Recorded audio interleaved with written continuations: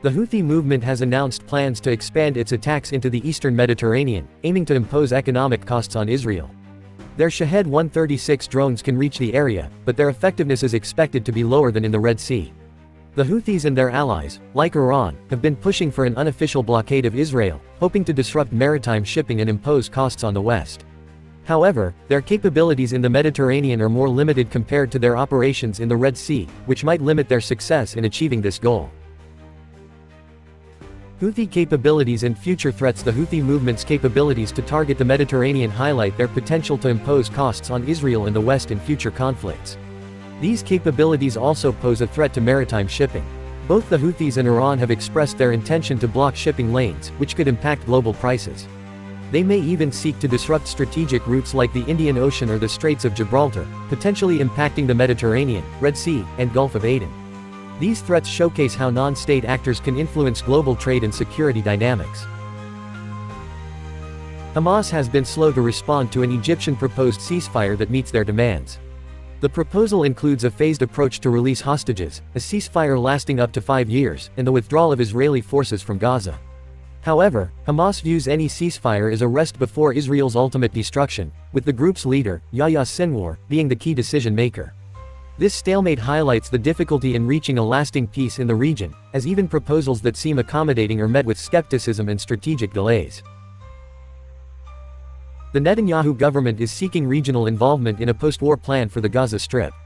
The government is considering shared oversight with countries like the United States, Egypt, Saudi Arabia, and the United Arab Emirates.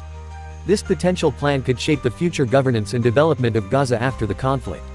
However, Arab officials have expressed concerns about the plan, as it doesn't outline a clear path towards a Palestinian state. This highlights the complexity of post-conflict governance and the challenges of achieving stability and reconstruction in Gaza. Palestinian militias have continued indirect fire attacks on Israeli forces in the Netzarim corridor. These attacks highlight the ongoing hostilities in the Gaza Strip, despite various ceasefire proposals. The indirect fire attacks are part of a broader strategy to engage Israeli forces and maintain pressure on their positions. The continued violence underscores the persistent instability in the region and the challenges of achieving a lasting ceasefire amid ongoing military operations and territorial disputes. Israeli security services seized a shipment of smuggled M4 and M16 rifle components in the West Bank.